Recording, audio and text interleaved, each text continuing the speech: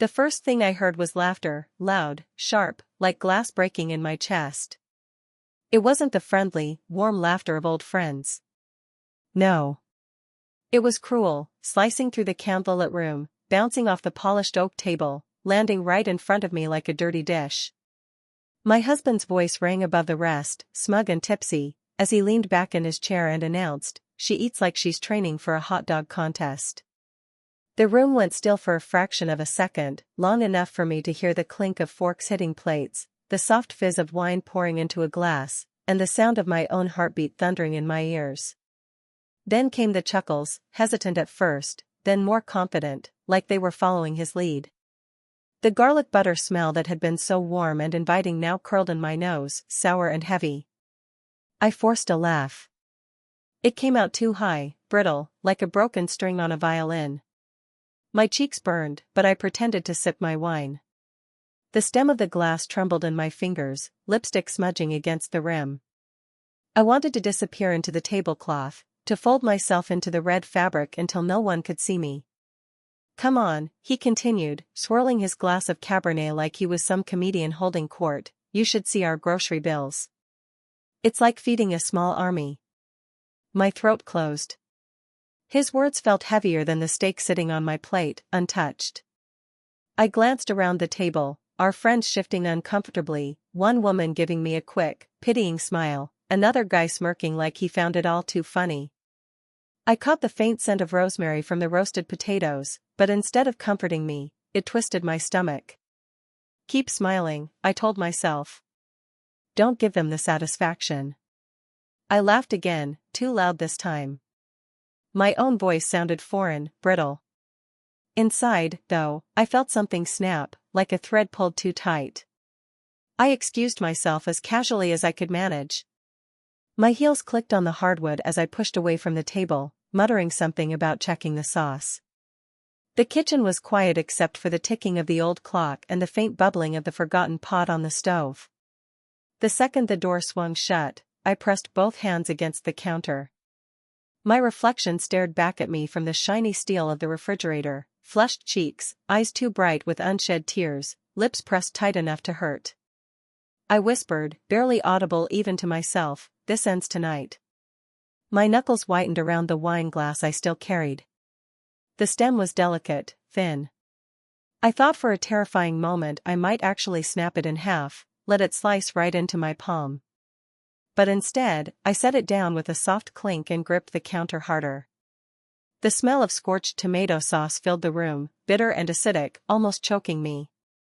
A knock rattled the door. His voice followed, muffled but unmistakably smug. "Babe? Don't take it so seriously, it's just a joke." Just a joke. The words echoed inside my skull, each repetition louder than the last. I didn't answer. I stared at the sauce bubbling over the pan, burning into black char, smoke curling toward the ceiling. I wanted to scream. I wanted to hurl the pot at the wall. Instead, I reached out with slow, deliberate movements and turned off the stove. The silence that followed was worse than the laughter. I sat through the rest of the dinner like a ghost. The candlelight flickered, shadows dancing on the walls, but all I could see was his grin, his friend's awkward laughter, my own reflection in the polished silverware. Every bite I forced into my mouth tasted like ashes. When it was finally over, and the last guest's perfume had faded from the doorway, I slipped into the bedroom without a word.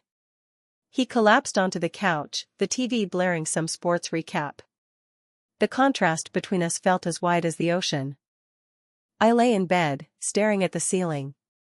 The room smelled faintly of lavender from the diffuser I'd set earlier, but even that calming scent couldn't soothe the storm in my chest. My phone screen glowed against the dark, the only light. I started scrolling, not mindlessly, not this time. Cooking videos. Recipes. Baking tutorials. Perfect plating clips with crisp sound effects of knives slicing through vegetables, pans sizzling, bread cracking open.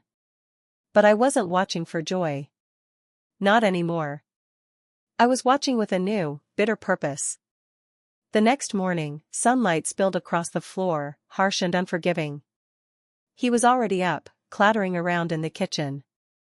I walked in to find him standing in front of the toaster, frowning at 2 slices of burnt bread. The smell hit me instantly, acrid, charred, unappetizing. He held up the blackened toast like evidence in a trial and said, half joking, half irritated, "You can't even get breakfast right these days." The words lodged under my skin like splinters. I didn't answer. Instead, I walked over, calmly picked up the ruined toast, and dropped it into the trash. The sound of it hitting the bin was sharp, final. His brow furrowed, confused by my silence. But I felt something different blooming inside me now, not just anger. Something colder. Something sharper. Later that night, when the house was quiet and he had fallen asleep on the couch with the faint snore of a man too satisfied with himself, I crept back into the kitchen. The moonlight streamed through the blinds, striping the countertops in silver. I pulled out flour, sugar, butter, eggs. My hands moved with a precision I hadn't felt in years. The mixer whirred, the oven preheated with a steady hum. The smell of melting chocolate filled the air, rich and intoxicating. I felt alive again. But here's the thing, I wasn't making it for him. I plated a single brownie, warm and gooey, the chocolate scent filling every corner of the kitchen. I sat at the counter, fork in hand, savoring each bite slowly, deliberately. With each mouthful, I thought, this is mine. Not yours. Never again yours. When I washed the plate, I did it slowly, listening to the water run, watching the suds swirl down the drain.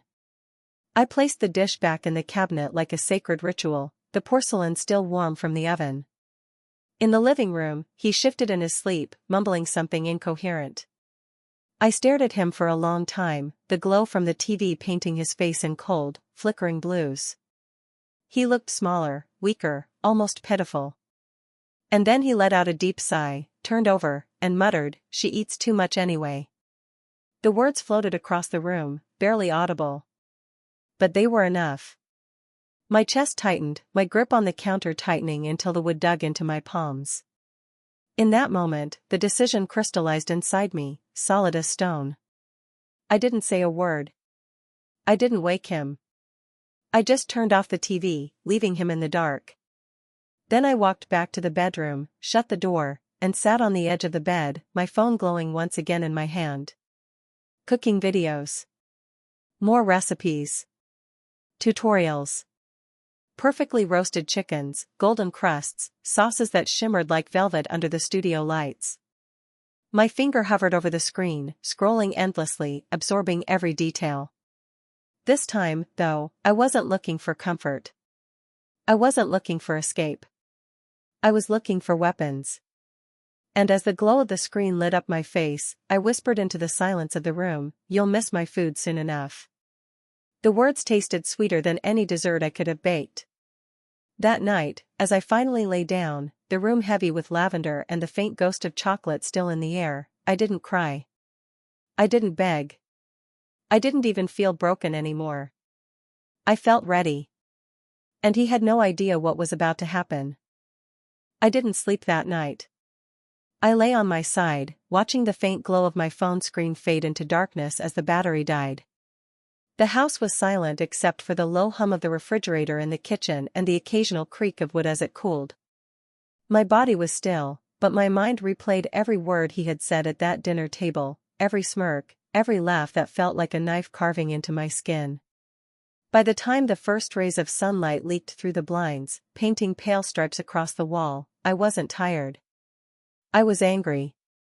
And underneath that anger, something else stirred, memories, old and bitter, bubbling up like a pot left too long on the stove.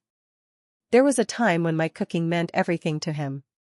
I remember the first pie I baked after we got married, a flaky apple pie with cinnamon that filled the apartment with warmth.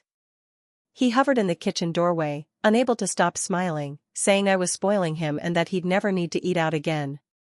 Back then, he'd sneak spoonfuls of sauce straight from the pot, pretending not to hear me scolding him.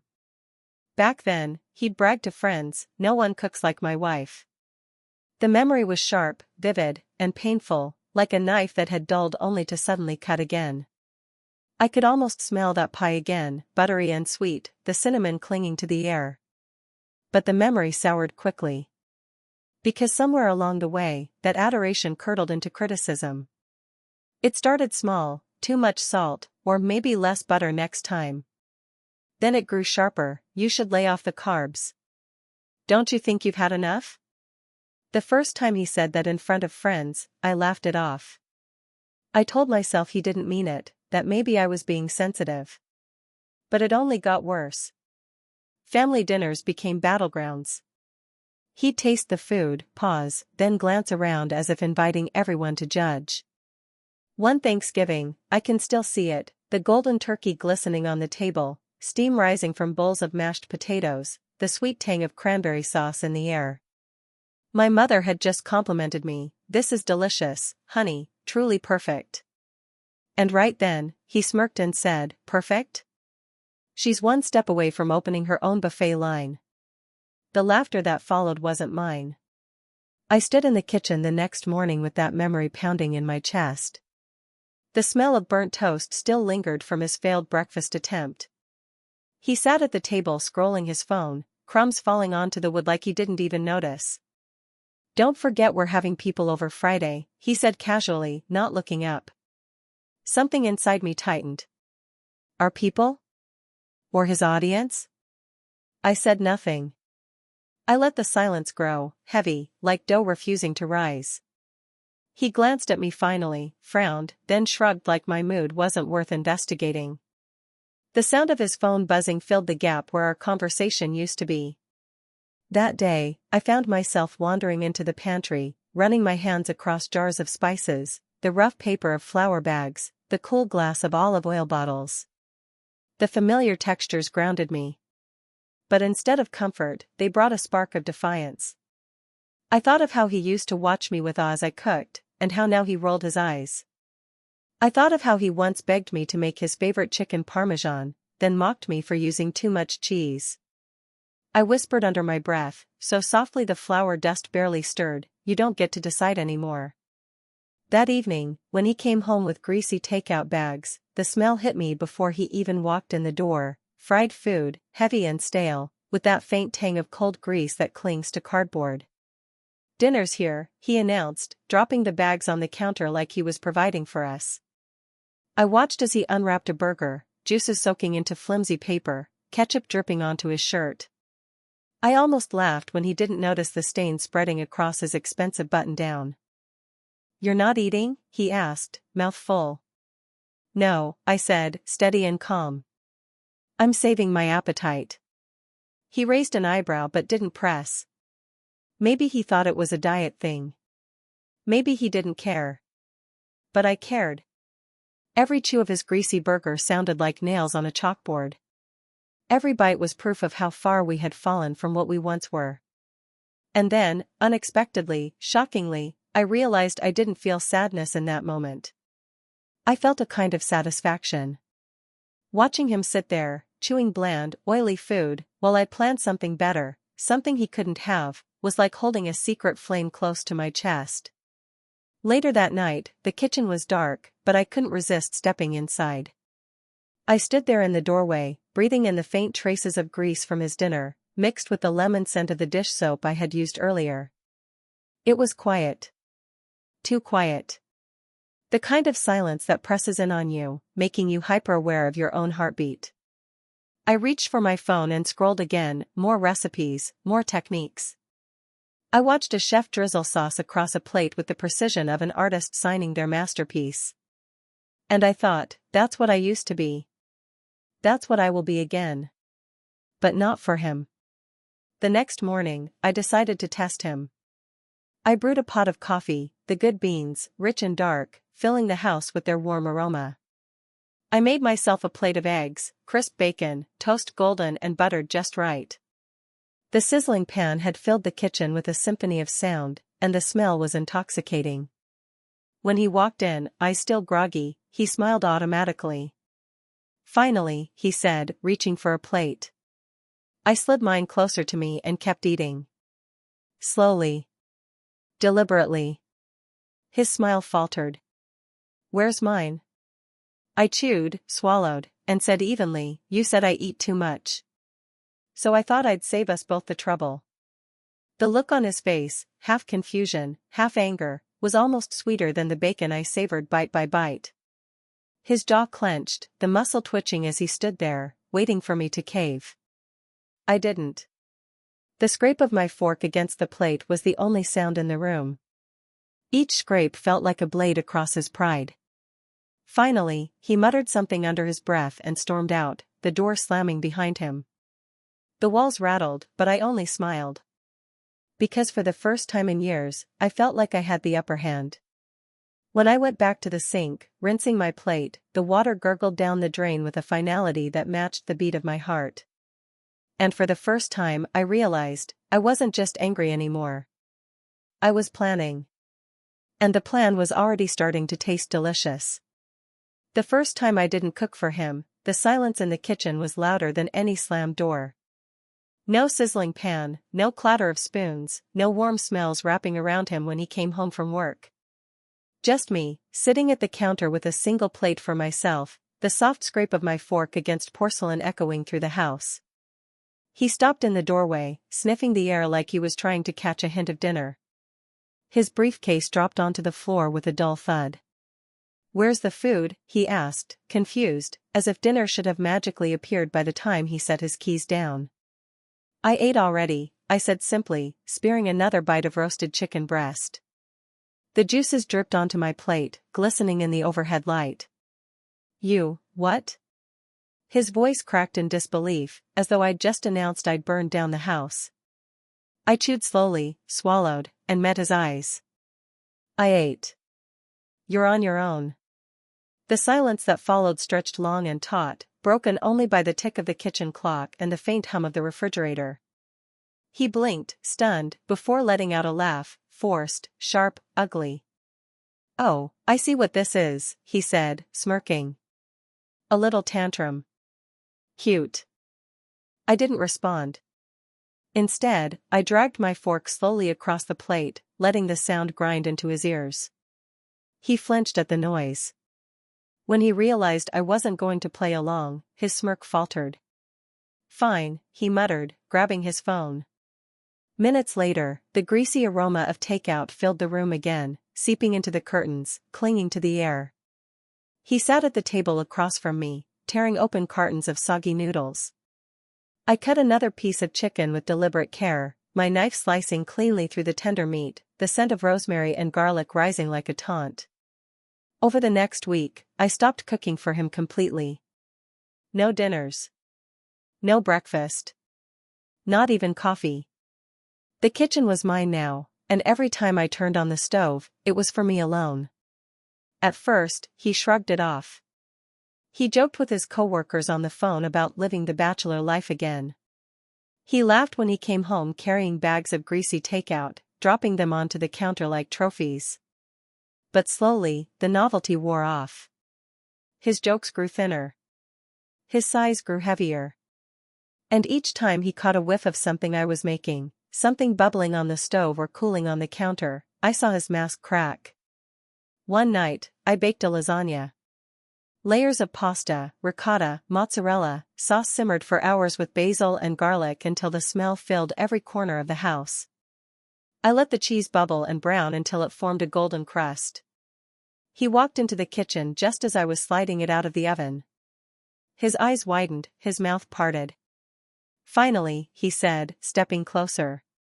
But when he reached for the pan, I set it on a trivet, sliced a neat square, and placed it on a plate, for me. I carried it to the table, the cheese stretching in long, perfect strings. He hovered behind me like a starving dog. "Where's mine?" he demanded, his voice sharper this time. I lifted my fork, blew gently on the steaming bite, and said calmly, "You said I eat too much. So I'm saving us both." He stared at me, jaw tight, eyes dark with disbelief. "This is ridiculous," he snapped, storming out of the room. The front door slammed moments later, rattling the windows. I chewed slowly, savoring every bite, each swallow sweeter than the last. And when I was done, I left the empty plate in the sink, a silent reminder of the power I'd just taken back. The next morning, he came into the kitchen bleary-eyed, his hair a mess, his stomach audibly growling. I sat at the table with a plate of pancakes stacked high, butter melting down the sides, maple syrup pooling at the bottom. The scent of vanilla and cinnamon hung heavy in the air. He stopped dead in the doorway. "You're kidding me." I smiled, cutting into the fluffy stack. "What? You're really gonna sit there and eat all that in front of me?" "Yes." The sound of my knife cutting through soft pancakes filled the silence between us. He stood there, fists clenching and unclenching, his stomach growling louder. For days, I made meals just for me. Juicy roasts, fresh bread, soup simmering with herbs. I ate slowly, savoring every bite while he sat with his sad little protein bars or limp fast food. Sometimes, I caught him staring at me, his eyes following every bite like he was hypnotized. Other times, he stormed out, slamming doors and muttering curses under his breath. But the worst moment, the moment that made my chest tighten with a strange mix of triumph and disgust, was the night I caught him hovering by the counter after I'd finished dinner. The pan still had crumbs, a little sauce stuck to the sides. And there he was, standing in the dim kitchen light, his finger scraping along the edge before he licked it clean. "Are you licking my leftovers?" I asked from the doorway, my voice low. He froze, his back stiffening, then turned slowly. The look in his eyes wasn't anger this time. It was desperation. "I'm hungry," he muttered, his voice almost childlike. The sight of him, licking sauce off his finger like a guilty thief, should have softened me. It should have made me pity him. But instead, it hardened me further. Because here was a man who had mocked me, belittled me, humiliated me, and now, he was reduced to scraps. And still, he couldn't bring himself to apologize. The tension between us grew heavier each day. The house, once filled with the sounds of sizzling pans and shared laughter, now echoed with silence, broken only by the sound of his stomach growling or the rustle of takeout bags. But I wasn't just starving him of food. I was starving him of control. And though he hadn't realized it yet, this was only the beginning. Because the more I cooked for myself and not for him, the more I tasted freedom. And soon, he was going to beg me for more than just dinner. The sound of voices hit me before I even reached the living room, low chatter, bursts of laughter, glasses clinking. At first, I thought I was imagining it. But no. When I rounded the corner, there they were, half a dozen of his friends and co-workers sprawled across our couch, sipping wine, flipping through the channels on our TV like they owned the place. And him, standing at the counter in the kitchen, unpacking greasy cartons of takeout, laying them out on my serving platters as if that somehow made it respectable. I stopped in the doorway. "What is this?" He turned, startled, but only for a second. Then he flashed me a wide smile, the kind he used on strangers when he was trying to charm his way through a lie. "Dinner party," he announced cheerfully. "You should have seen your face." Surprise. The smell hit me next, lukewarm fried rice, sweet and sour chicken cloyingly sweet, the heavy scent of sesame oil and old grease clinging to the air. My stomach turned. "You invited people over?" My voice was sharper than I intended, but I couldn't help it. "Without even asking me?" He gave a little shrug, as if it were nothing. "Relax.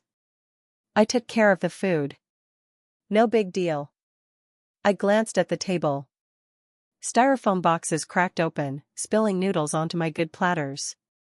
The glossy sauce glistened under the chandelier light, but it wasn't the shine of something lovingly cooked, it was the sticky, soulless gleam of food reheated in a microwave. My jaw clenched. "This isn't dinner. This is an insult." He leaned closer, lowering his voice so only I could hear. His breath smelled faintly of beer. "Don't make a scene. Just smile. They don't need to know you've quit." Quit. The word sliced through me. As if I had just given up instead of reclaiming something that had always been mine. The guests started filling their plates. One woman wrinkled her nose politely after a bite of fried rice. Another man whispered, not quietly enough, "Didn't your wife used to cook for these things?" I swear I remember some kind of roast last year. A few heads nodded. I caught the faintest flicker of irritation cross my husband's face.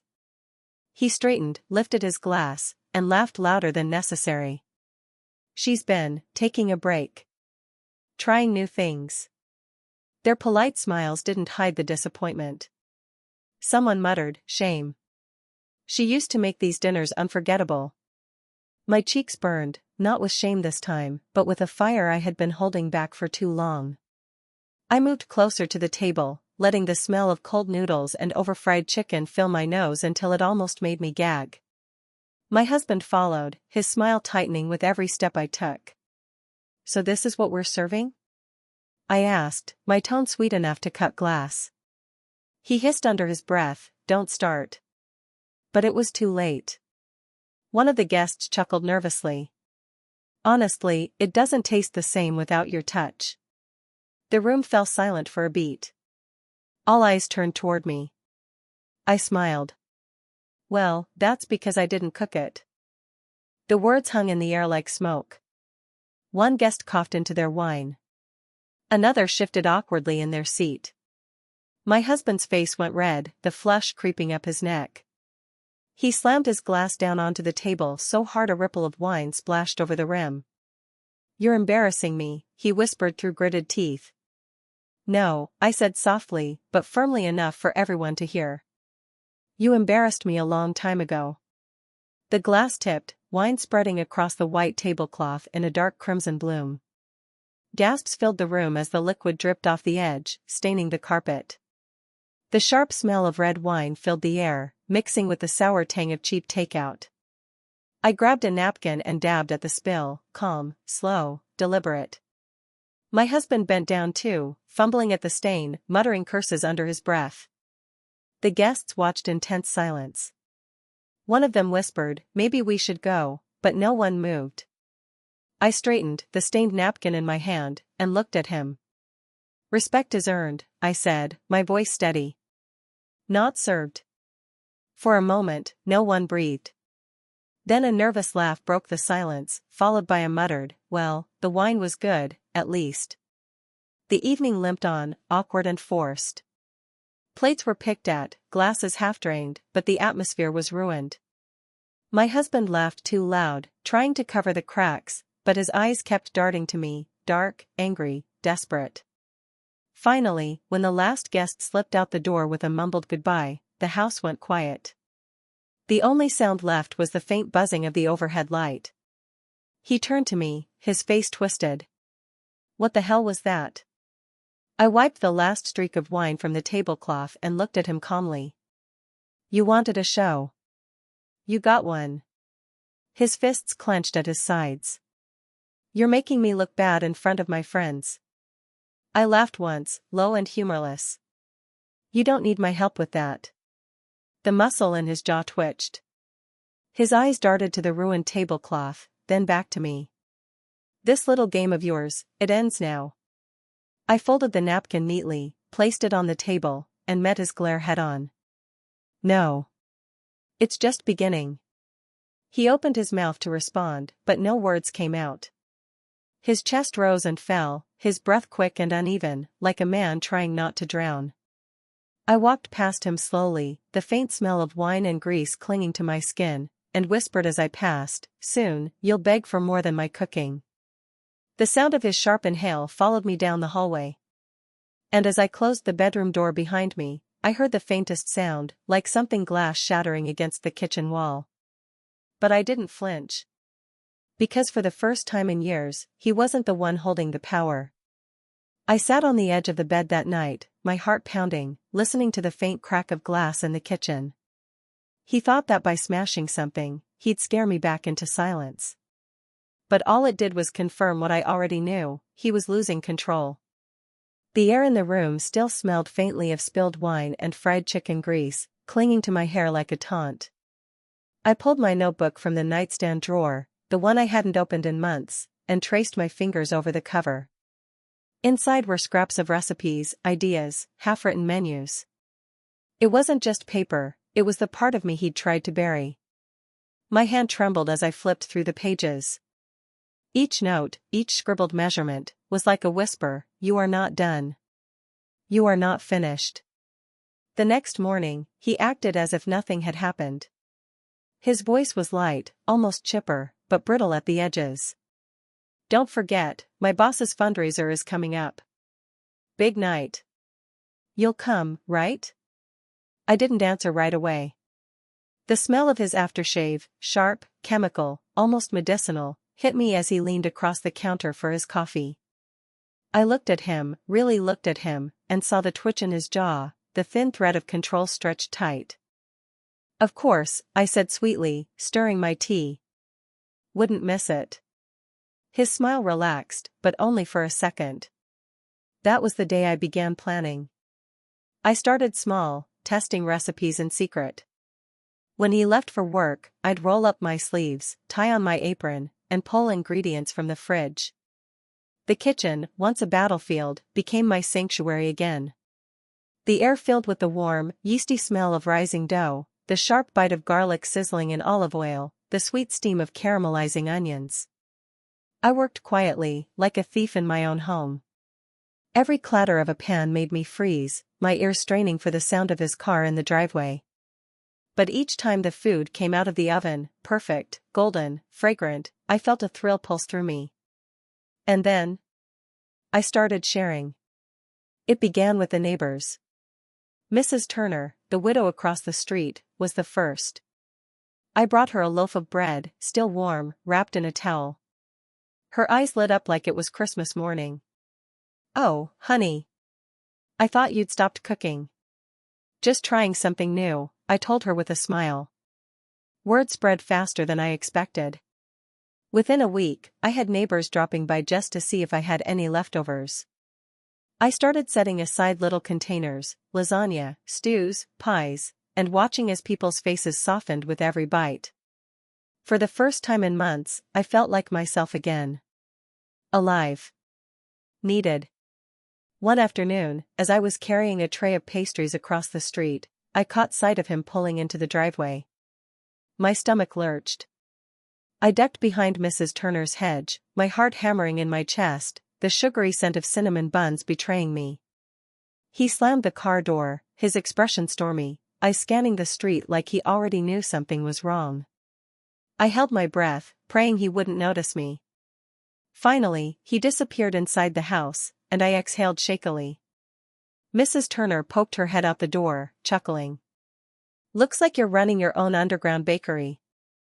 I laughed nervously, but inside, the thought struck me, what if I did? That night, while he sat in the living room glued to his phone, I sketched out a plan. I could cater. Quietly. Anonymously. Nobody had to know my name, just the food. I called an old friend from culinary school, someone I hadn't spoken to in years. My voice shook as I explained. "I can't put my name on it, not yet. But I can cook. I need clients who don't care about the story, just the taste." There was a pause on the other end. "Then, if your food is anything like it used to be, I know people who'll line up." My chest swelled. For the first time in years, I wasn't begging for scraps of respect. I was creating it. The orders came quietly at first, drop-offs to small gatherings, dinner for 2 packages, even boxed lunches for office workers. Every dish carried a piece of me, and every compliment that trickled back through my friend felt like oxygen. But secrets are fragile things. One evening, as I packed containers of cocoa vin into a plain cardboard box, the garage door creaked open. His voice boomed down the hall, "What's that smell?" "Smells like wine and meat." Panic seized me. I slammed the lid shut, shoved the box behind a chair, and wiped my hands furiously on a towel. He appeared in the doorway, nostrils flaring, eyes narrowing. "You've been cooking again." I forced a laugh. "Just experimenting. Trying to keep busy." His eyes lingered on me too long. Suspicion flickered. But he said nothing more. That night, lying in bed, I realized something chilling. It wasn't enough to just cook in secret. I wanted him to know what he'd lost. To feel it. The opportunity came sooner than I expected. his boss's fundraiser. He was desperate to impress, jittery with nerves in the days leading up to it. He barked about his tie, his shoes, the seating arrangements, anything to mask his fear of falling short. And that's when the idea hit me. What if the food at the fundraiser, the very thing his reputation would rest on, came from me? Not as his wife. Not as his partner. But as the anonymous caterer whose food would have everyone raving. The thought sent a shiver through me, equal parts thrill and terror. I spent days refining the menu: seared salmon with lemon dill sauce, roasted vegetables glazed with honey and thyme, decadent chocolate tarts dusted with sea salt. Every detail mattered. The kitchen became a storm of color and sound, knives thudding against cutting boards, the hiss of butter hitting hot pans, the rich aroma of chocolate melting over simmering water. My hands moved with purpose, every slice and stir a declaration: I am not gone. I am not yours to erase. By the time the night of the fundraiser arrived, I had everything packed neatly in catering trays, ready to be delivered. But then something happened I hadn't planned for. As I loaded the car, a neighbor passing by paused, sniffed the air, and said, "My God, that smells incredible. Who's it for?" Before I could stop myself, I blurted, "The mayor's fundraiser." His eyebrows shot up. "You're catering that?" The words hung in the cool night air, heavy with danger. I forced a laugh, waved it off. Just helping out. Nothing official. But as he walked away, I realized the risk I had just taken. One careless word, and everything could unravel. Still, as I drove off into the night, the scent of lemon and thyme filling the car, my pulse thrummed with anticipation. Because if this worked, if I pulled it off, then by the end of the night, he wouldn't just be embarrassed. He'd be exposed. The ballroom glowed like a golden cage, chandeliers dripping light onto polished floors, every corner humming with chatter and clinking glasses.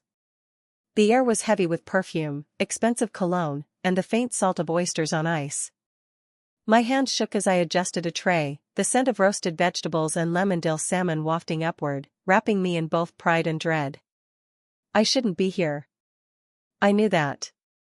But standing in the back, half hidden behind the catering staff in their crisp black uniforms, I couldn't resist watching. Every guest who lifted a fork, every gasp of delight at the flavors, it was my secret symphony. Then I saw him. He stood near the stage, laughing too loudly at some joke, his glass of champagne sloshing dangerously close to the brim.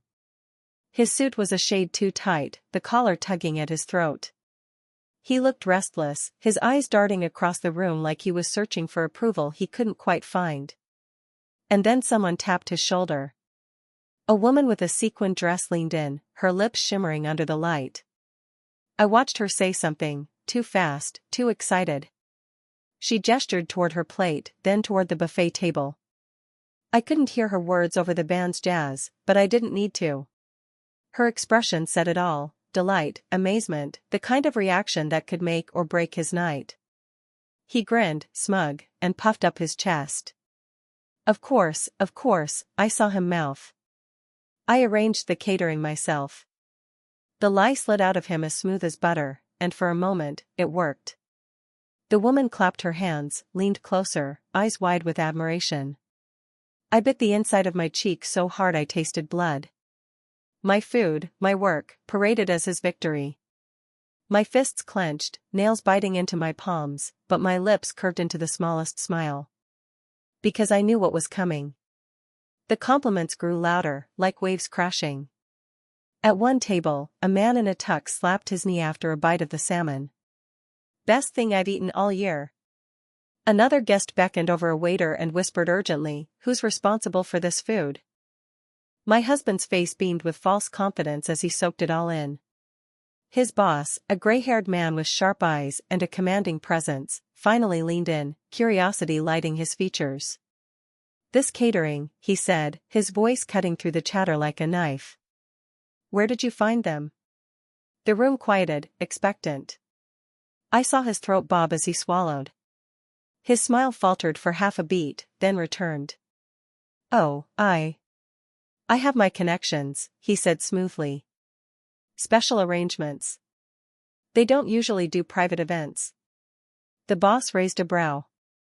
Well, you better keep that connection alive. This food could win awards. Applause and laughter followed, and my husband's grin widened again. But the corner of his mouth twitched. He knew. Deep down, some part of him knew the truth was going to slip through his fingers. And I was about to make sure it did. At that moment, the head caterer, a tall man with a booming voice, walked out to replace an empty platter of roasted vegetables. Guests clapped politely, some reaching out to shake his hand, asking for the chef. He chuckled awkwardly, pointing toward the kitchen. Oh, I'm just the manager. The chef's more private. Doesn't usually like the spotlight. The words were meant as reassurance, but instead they stirred curiosity. Heads turned. Whispers rippled. Who is it? What's their name? We have to know. My pulse quickened. The air felt hotter, heavier, as though the chandeliers themselves were leaning down, pressing their light against me. And then came the twist I hadn't planned. One of the guests, a young man with a blog camera slung around his neck, raised his voice. If the chef doesn't want to come out, can you at least tell us the brand? A name? Something for credit? The head caterer hesitated, glancing toward the kitchen. My heart leapt into my throat. He was about to say it. He was about to reveal the name I'd used for the anonymous orders. Lady E, he finally said. That's all we know. The dishes were signed off as Lady E. The crowd gasped, delighted by the mystery. The mayor himself chuckled, tapping his glass. Well, Lady E has my vote, whatever she's running for. I nearly laughed out loud. Lady E. My old nickname, scribbled on recipes when I was still in school. I hadn't expected the caterer to say it publicly, but once it was out there, it spread like wildfire. Guests toasted to Lady E. They chanted it, their voices rising above the music. And my husband's face? It froze. His smile turned to a grimace he barely disguised with a sip of champagne. He tugged at his tie, scanning the room as though Lady E might suddenly step forward and steal his thunder. In a way, I already had. The turning point came when the boss raised his glass and declared, "We must have Lady E at our next gala. Whoever she is, she's a genius. And if you," he looked directly at my husband, "can secure her again, you'll have done this city a true service." The crowd erupted in cheers. My husband's face drained of color, then flushed red. He laughed weakly, nodding, but I could see it, the panic simmering just beneath his skin. He didn't know how to find Lady E. He didn't know it was me. And I wasn't going to tell him. Not yet. When the evening wound down, I slipped quietly into the kitchen, blending with the staff as we packed away trays. My hand shook as I closed lids and wiped counters, but inside, I felt electric. Every cent of time, every glint of chocolate tart, was a victory carved from the ashes he left me in. But then the kitchen door swung open. He stormed in, eyes wild, sweat gleaming on his temples. The moment his gaze landed on me, he froze. His lips parted, but no sound came out. He looked like he'd seen a ghost. For a heartbeat, the world went still. The clang of pans, the chatter of staff, it all faded. It was just him and me, caught in the glare of fluorescent light, the smell of lemon and butter thick in the air. Finally, he whispered, hoarse, "It's you." I said nothing. I only raised my chin, my silence louder than any confession. His hand curled into a fist, then loosened, trembling. "You think this is funny? You think you can humiliate me in front of everyone?" His voice cracked, the fragile mask he'd worn all night crumbling. I took a step closer, my words soft but sharp as glass. "No. I think you humiliated yourself. I just reminded them what real talent tastes like." His face twisted, red with rage. He leaned in, his breath hot with champagne and bitterness. "You'll regret this." I held his gaze, my heart steady. "No," I whispered. "You will." The head caterer's voice cut through the tension, calling for me to help load the van. I turned, walked away, and left him standing there, shaking, humiliated, in the wreckage of his own lies. But as I climbed into the van, the adrenaline still buzzing in my veins, one thought burned brighter than all the others: this was only the beginning. The van door slammed shut behind me, rattling like a gavel striking judgment. The night air wrapped around me, cool, sharp, carrying the faint bite of autumn leaves and exhaust fumes from the street. My hand still trembled as I gripped the edge of a crate, the smell of garlic and roasted meat clinging stubbornly to my skin. But even as the van hummed to life, I could feel his stare drilling into my back. He hadn't moved from that kitchen doorway. And I knew, as surely as I knew my own heartbeat, that he wasn't done with me yet. The ride back was a blur of city lights smeared across the windshield, horns echoing like distant alarms, the staff chattering about tips and leftovers. I sat pressed against the window, my reflection staring back at me, pale, lips trembling, but eyes alight with something fiercer than fear. When we finally parked at the loading bay, I climbed out into the cold.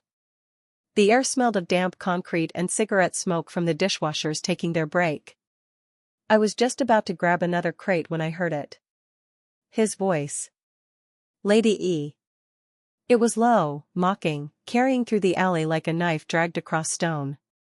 I spun around, and there he was, tie loosened, jacket gone, his shirt clinging with sweat. His smile was wrong, stretched too wide, a parody of charm.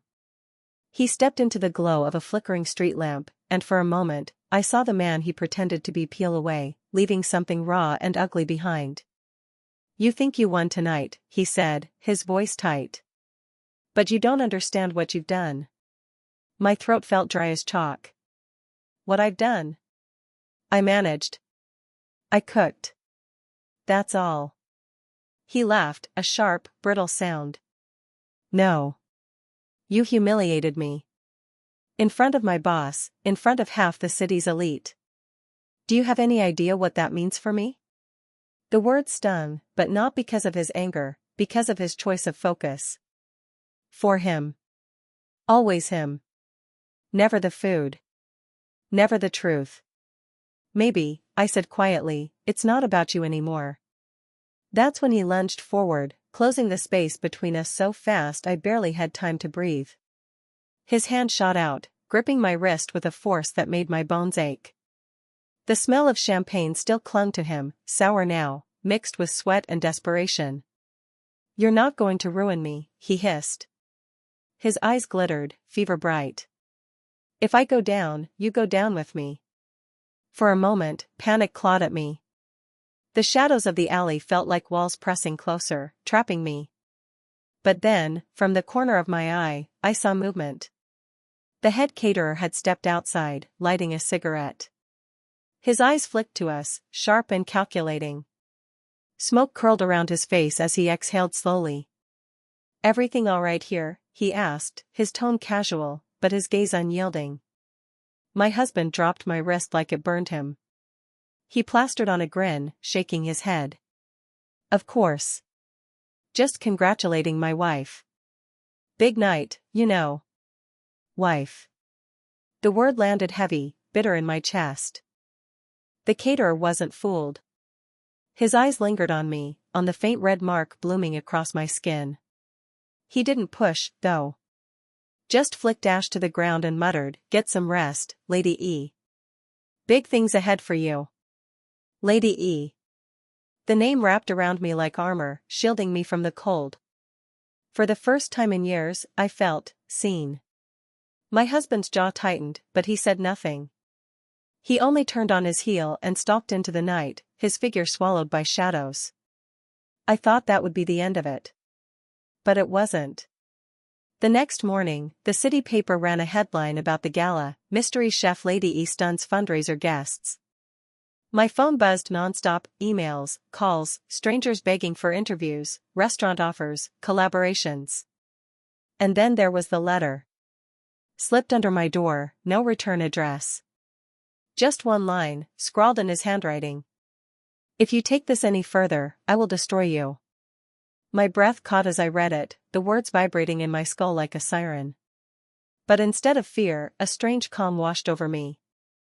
Because the truth was, he'd already tried to destroy me once. And I had survived. No, more than survived. I had risen. That night, I stood in my kitchen, the smell of herbs filling the air, knives gleaming under the soft hum of the lights. Each chop of parsley, each stir of the pot, felt like defiance. My heartbeat steadied with the rhythm of my work. This was who I was. This was who I'd always been. I heard a knock on the door. Sharp. 3 times. For a moment, my chest tightened. Him. It had to be him. I set the knife down slowly, my hands damp against the cutting board. But when I opened the door, it wasn't him. It was the mayor's assistant, standing with a smile, holding an envelope embossed with gold. "Lady E?" she asked. "On behalf of the mayor, we'd like to invite you to cater the governor's ball." The words hung in the air, glittering, impossible. As I held the envelope, my hands trembling, I thought about the threat letter. About his face in the alley, twisted with rage. About the weight of everything I'd endured to reach this moment. Fear whispered in one ear, warning me of what he might do if I accepted. But in the other ear, something louder spoke, something like freedom, like triumph. I looked the assistant in the eye and smiled. "Tell him Lady E accepts." And as she left, I closed the door, leaned back against it, and let the laughter bubble out of me. Not bitter. Not broken. But alive. Because no matter what he tried, the world now knew my name. And there was no going back.